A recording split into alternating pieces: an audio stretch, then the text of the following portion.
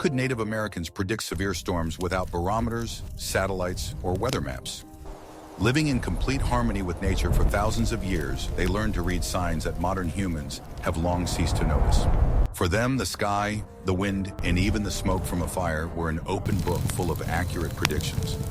Watch the video to the end, and you will learn how the slightest changes in the behavior of fire or the color of the sunset allowed the Indians of the Great Plains to save entire camps from sudden blizzards and deadly tornadoes.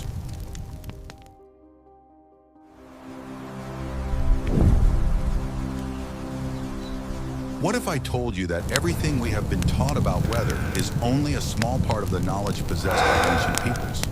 For Native Americans, the sky was not just a set of physical phenomena. It was a living being with character and intentions. The sky is not merely wind and cloud, young ones. It is the breath of the ancestors guiding our path. They did not analyze the weather in the modern sense. They felt its approach with their whole being. This approach was based not on collecting dry data, but on building a deep, almost personal relationship with the surrounding world. Every day was a lesson, and every change in the wind was a message that had to be interpreted correctly. This process of observation began at birth and continued throughout life. The elders passed on to the young not just a set of signs, but a holistic worldview in which man was not separated from nature. Weather observation was not a hobby, but a matter of survival, especially on the Great Plains, where the weather could change from clear sunshine to a violent storm in a matter of hours. The lack of technology was compensated for by the incredible sharpness of all the senses. Instead of relying on instruments, they relied on their eyes, ears, and even their skin, sensing the slightest changes in humidity or pressure. They noticed the subtlest shades in the color of the sky, which we simply cannot see today due to light pollution. For them, there was no such thing as just clouds or just wind. Every phenomenon was part of a single, complex, and interconnected system. They saw not individual elements, but the whole picture.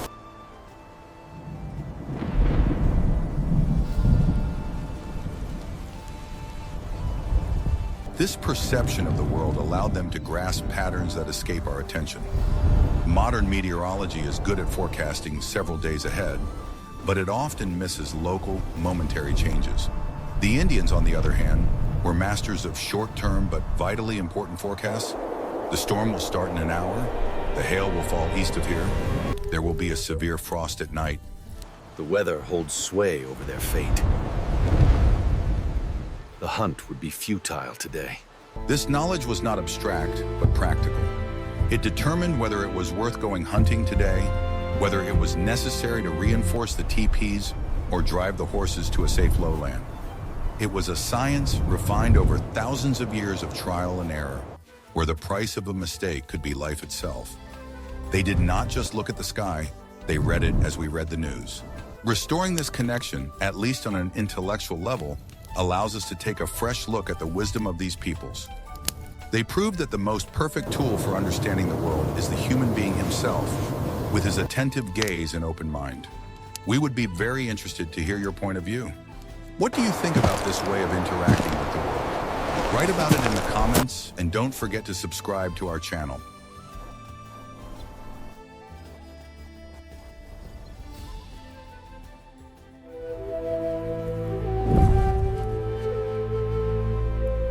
Are you ready to learn the truth that clouds are not just water, but a real map of future weather?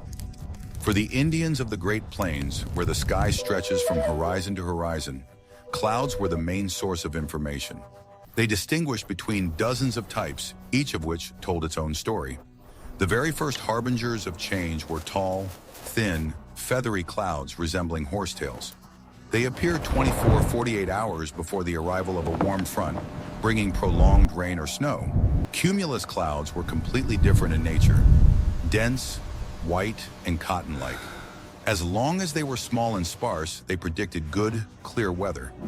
But an experienced observer always kept an eye on their vertical development.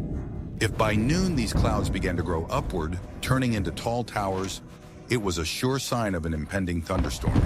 Particular attention was paid to the color of the clouds. Ordinary rain clouds have a gray or bluish tint, but if greenish or yellowish tones appeared in the approaching cloud, it was a signal of mortal danger. This color indicated the presence of a large amount of hail in the cloud and a high probability of a tornado. Another important sign was anvil clouds, giant cumulonimbus clouds whose tops spread out, forming a characteristic shape. This anvil indicated the direction of the storm. Wherever its flat top stretched, that was where the storm was moving, allowing the camp to move to a safe place in time. The speed and direction of the clouds also carried a lot of information. If the lower ragged clouds were moving quickly, almost touching the ground, it meant that strong winds and precipitation were approaching. But the most alarming sign was when clouds at different heights moved in different directions. This indicated severe instability in the atmosphere and the possible formation of a tornado. Observers from plains tribes, such as the Lakota or Cheyenne, paid attention to the so-called sheep sky or mackerel sky. These are high, feathery cumulus clouds that form rows or waves. They indicated the approach of a cold front and a sharp change in weather in the coming hours. For the peoples of the Northeast, such as the Iroquois, who lived under the canopy of the forest, low-layered clouds were more important. A continuous gray veil, slowly descending lower and lower, was a sure sign of prolonged, multi-day rain. This was important for planning fieldwork or hunting. Reading the clouds was not just a set of superstitions, but a complex science. It required daily practice and a deep understanding of local conditions.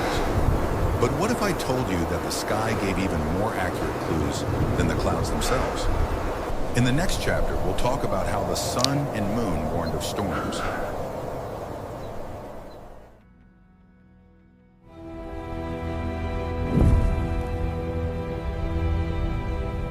What I am about to show you was one of the most reliable, but also one of the rarest weather predictions available to the ancients. I am talking about halos, glowing circles that sometimes appear around the sun or moon. For Native Americans, catch the light this was now, not just a but they beautiful signal the phenomenon, deep freeze ahead. but a direct warning. We must They knew prepare that the halos people were for the caused by change. tiny ice crystals in high Look to cirrus the clouds. sky. And these The ice clouds, as we crystals already form a know, halo. are the Look first closely at the harbingers halo. of an approaching The warm crystals front, tell us the bringing rain or snow. is Observing circle is halos clear. allowed for The very snow accurate comes soon. forecasting. Hurry! The brighter Secure and clearer the supplies circle, before the wind hits. the closer the bad weather was. A saying known It to is many almost peoples upon was, us. a Secure circle around everything. the moon means expect rain. Pull the top tighter. This knowledge was especially valuable at night when other signs, The stars such as inside the the shape halo of are clouds, dim, were not visible. which means the The storm will Lakota bring elders heavy taught that if the precipitation. stars inside the halo circle were dim, The circle is clear, precipitation my would son. be heavy. Sometimes the weather system was so strong that false suns, or parhelia, appeared next to the sun. These are bright, rainbow-colored secure the spots hides. on either Bring the side of the children sun, inside. We need also more hands on caused the by the roof. refraction of light and ice crystals. This phenomenon was an even more reliable sign of imminent and severe weather deterioration. For the peoples of the Subarctic, this often meant the approach of a multi-day snowstorm. These sundogs. But it was not only the halo that was significant, but also the color of the sky at sunrise and sunset. This wisdom was also universal. A red sky in the evening is no good for a sailor or warrior. A red sky in the morning means a storm is Red coming. sky in the morning. Native a storm Americans approaches. interpreted this with absolute accuracy. An evening The red red light in the sunset meant sky that the sun in signals the that west the was weather shining will through stay dry clear and and air. dry. Since the weather on the plains mainly moves from west to east, this foreshadowed that the driest and clearest weather was coming their way. Dust and particles in the atmosphere scattered blue light, allowing only red light to pass through. A crimson, Clouds from the fiery west move sunrise fast. in the east, on the Secure other the hand, lodges. signaled the Time them exact down opposite. now, Grandfather. It meant that the first rays of the sun were passing through a thick layer of moisture and clouds that were already in the west and moving directly toward the observer. This moist and unstable air mass inevitably The thick brought rain or moisture in the thunderstorms sky during the means day. they will have to. Look to the reds. They hold the breath of the wind. Thus, the The sky heavenly is speaking bodies, to us. their light, This color, halo and promises a surroundings thaw, served as but the highly sunset accurate warns of a instruments cold for front Native approaching Americans. fast. They did not simply The admire signs the are beauty clear. of the sunset or The the weather halo. turns against us. They read these signs We must as return urgent to the village messages now. about the weather's intentions. If you enjoyed this story about ancient atmospheric optics, please like this video.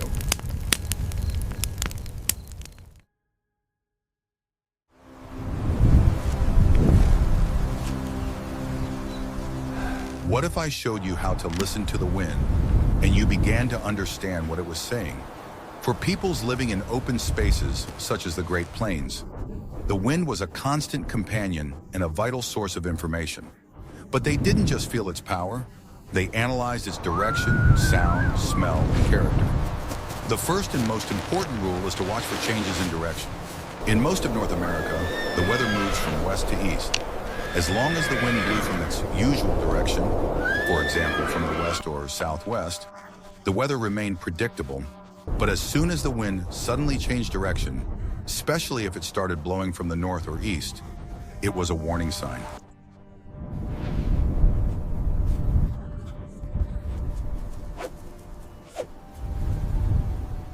An easterly wind on the plains almost always brought moisture and precipitation.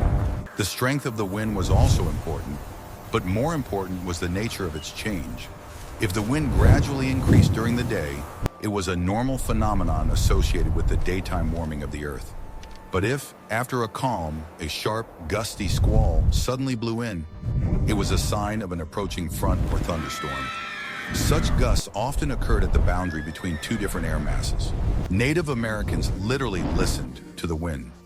In the forests, the Iroquois heard the wind roaring in the crowns of tall pines, which foreshadowed a storm. On the plains, the Lakota heard the wind whistling in the poles of their teepees or in the tall, dry grass. A high-pitched, piercing whistle indicated high wind speeds and therefore a large pressure difference, which is the driving force behind any storm.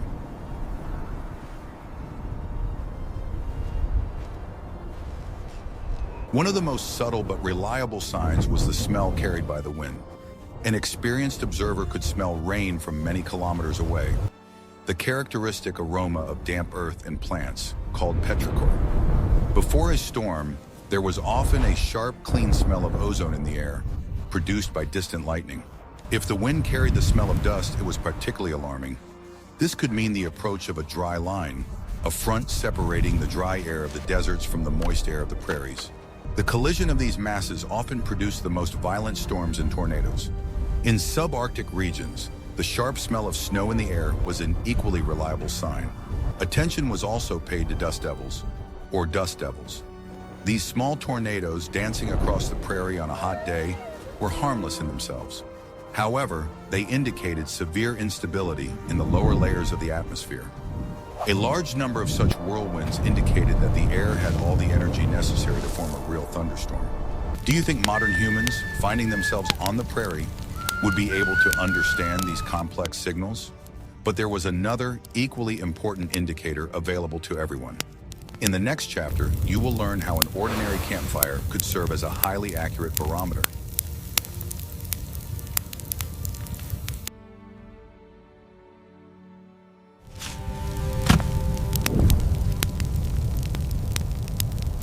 For Native Americans, fire was not only a source of heat and a way to cook food, but also one of the most reliable meteorological instruments. The behavior of smoke from a campfire or from the smoke holes of a teepee was a direct indication of what was happening in the atmosphere. It was their version of a barometer, and it worked flawlessly. The principle behind this device is simple but ingenious. It is based on atmospheric pressure. When good, clear weather is approaching, it is usually associated with high pressure. In this case, the air is dry and light, and it presses down on the ground with great force. Under such conditions, smoke from a fire behaves predictably. It rises in a smooth, straight column high into the sky. Dry air does not prevent it from rising, and high pressure seems to push it upward. Seeing this picture, the Indian knew that the weather would be stable and clear for the next 24 hours. He could calmly plan a long journey or a hunt. A completely different picture could be observed before a storm. The approach of rain or snow is always associated with a drop in atmospheric pressure. The air becomes humid, heavy, and lazy. This humid and dense air mass literally presses the smoke to the ground. In this case, the smoke from the fire spreads low over the ground, swirls, cannot rise, and often eats the eyes. For any Lakota warrior or Cree hunter, this was a sure sign. Expect precipitation. The humid, heavy air simply did not allow the smoke to rise, forcing it to curl at the very surface. But it wasn't just the smoke that changed its behavior, but the fire itself. In high pressure and dry air, a fire burns hot, bright, and cheerfully. The wood crackles, and the flames are even and high.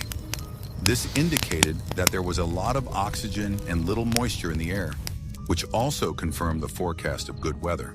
Before rain, when the air was saturated with moisture and the pressure dropped, the fire behaved differently. The wood burned reluctantly, the flames were dim, red, and often smoky. Even dry logs seemed damp. It was difficult for the fire to burn in a humid atmosphere, which served as additional confirmation of the forecast.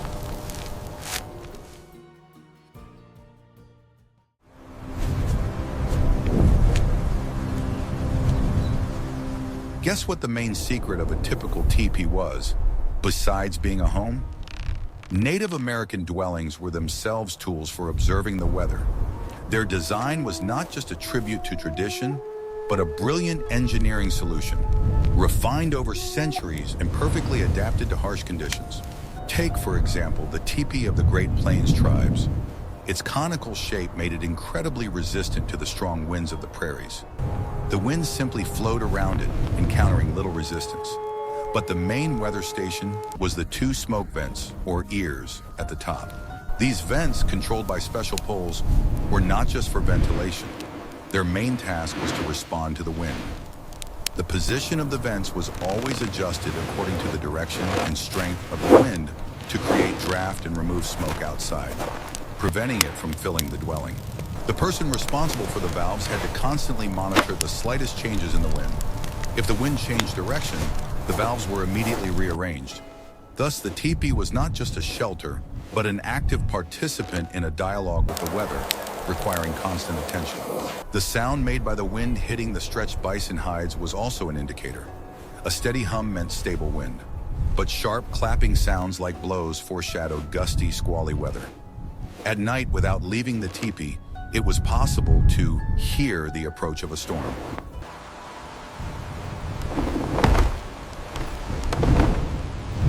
The situation was completely different for the Iroquois in the Northeast. Their dwellings, the famous longhouses, were stationary. They could not turn with the wind like teepees. Therefore, their construction was different. They were long, up to 60 meters, and narrow structures made of wood and bark. How important do you think it was to have such a smart dwelling for survival? But it wasn't just the houses that provided clues, but everything around them. In the next chapter, you'll learn what the grass whispered and why pine cones closed.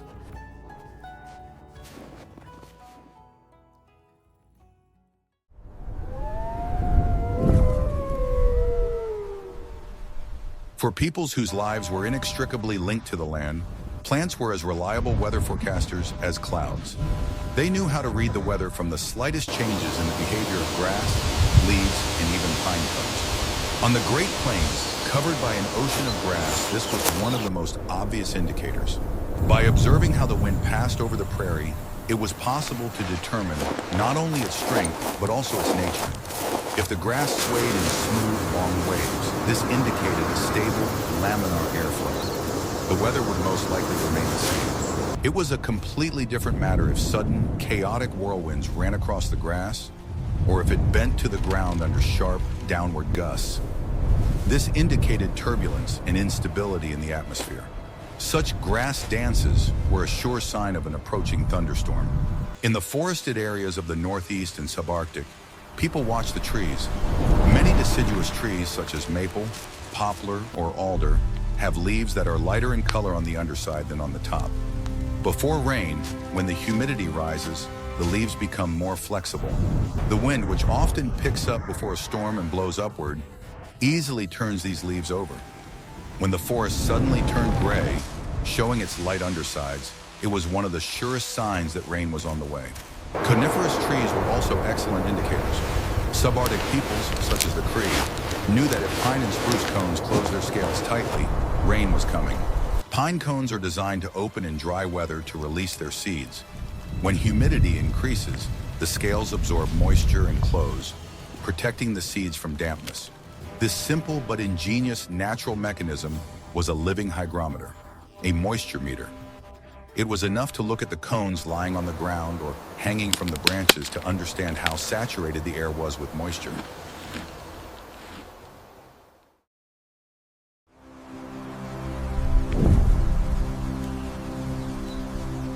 In addition to visual and auditory cues, there was a whole layer of sensations that Native Americans literally read with their skin. Modern humans living in an artificial climate have lost this sensitivity, but for people who spent their entire lives in the open air, it was vital. The main sensation was humidity. Before rain or snow, the air became heavy, sticky, or damp. This was felt not only on the skin, but also in the way one breathed. The air seemed denser, and this was not just a subjective sensation. This objective increase in humidity also had physical manifestations in everyday life. Leather belts, bowstrings made of tendons, seams on clothing and tippy coverings all absorbed moisture from the air. As a result, the tendons and leather stretched, becoming softer and more elastic. Drumheads, which rang in dry weather, sagged before the rain and made a dull sound. The opposite effect was observed with wooden objects or ropes made of plant fibers. Tool handles, spear shafts, or oars could become tight in the hands. The fibers swelled with moisture, making the material denser. This was further confirmation of the forecast. Another important sensation was the change in temperature. On the Great Plains, a sharp and sudden drop in temperature, especially in summer, was a sure sign of an approaching cold front. This front often brought with it squalls, severe thunderstorms, and hail. Feeling this unnatural cold, people immediately began to prepare shelter. Sometimes, on the contrary, a oppressive, unnatural stuffiness would precede a thunderstorm. The air would become still, hot, and humid. This calm was deceptive. It meant that the atmosphere had accumulated a huge amount of energy that was about to be released in the form of a violent storm. The peoples of the subarctic were particularly sensitive to frost. They could predict the arrival of extreme cold from subtle signs: the sharpness of the air, its particular dryness, and the way the snow crunched. This allowed them to prepare a supply of firewood and insulate their homes in time.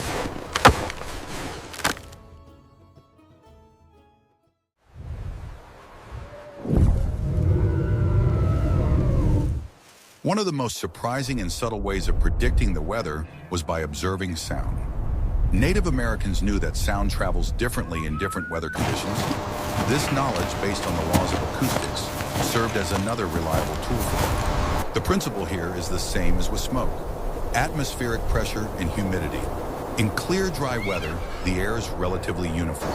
Sounds travel predictably, but not abnormally far. However, before rain or snow, the picture changes. The air near the ground becomes more humid and dense. Often, a so-called temperature inversion occurs when it is colder near the ground than at a slightly higher altitude.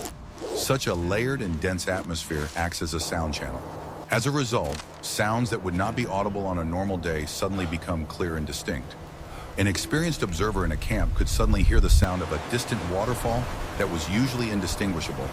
He could hear the crackling of branches in the forest or shouts on the other side of the river as if they were very close. This phenomenon, when distant sounds become close, was a sure sign of approaching bad weather. The atmosphere became a conductor of sound, signaling changes in its composition. This meant that a moist, dense air mass was already here. For tribes living in mountains or canyons, echoes also served as an indicator. In dry weather, the echo was short and sharp. In humid air before a storm, it became more resonant, rolling, and long. The sound seemed to stick in the dense air, reflecting off the slopes. The same was true for sounds inside the dwelling. In dry weather, the crackling of logs in the hearth was sharp and clear. In humid air, it became muffled and cotton-like. All these acoustic nuances added up to the overall picture. Move! Move! Bring them in! The storm is upon us!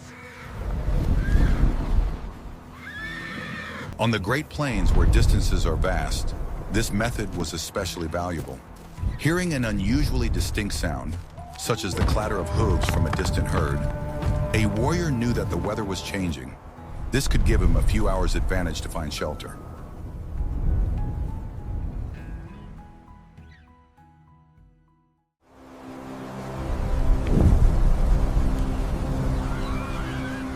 It is important to understand that none of the signs described were ever used in isolation from the others. The true skill of the Native Americans lay not in their knowledge of individual signs, but in their ability to synthesize them into a single, coherent picture. It was a complex, multi-factor system of analysis.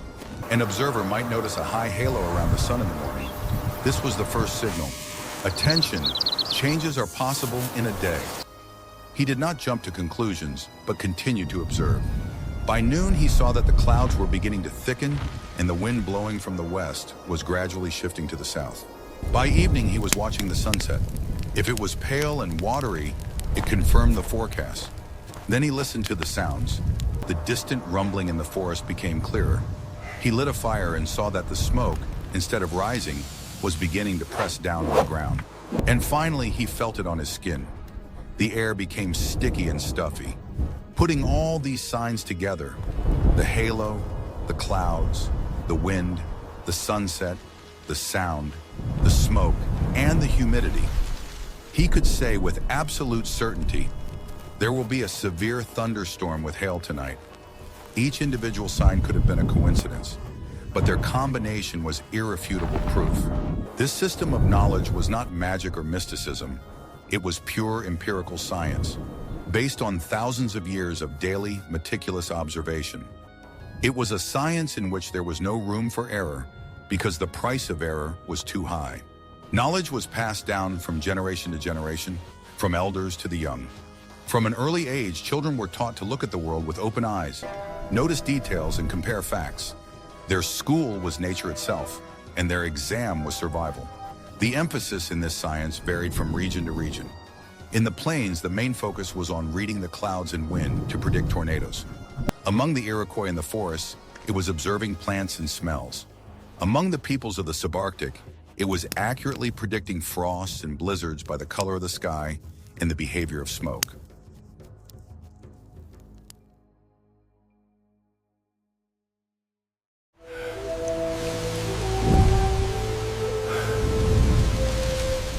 We can see that the Native American weather prediction system was incredibly complex, accurate, and fully integrated into their lives.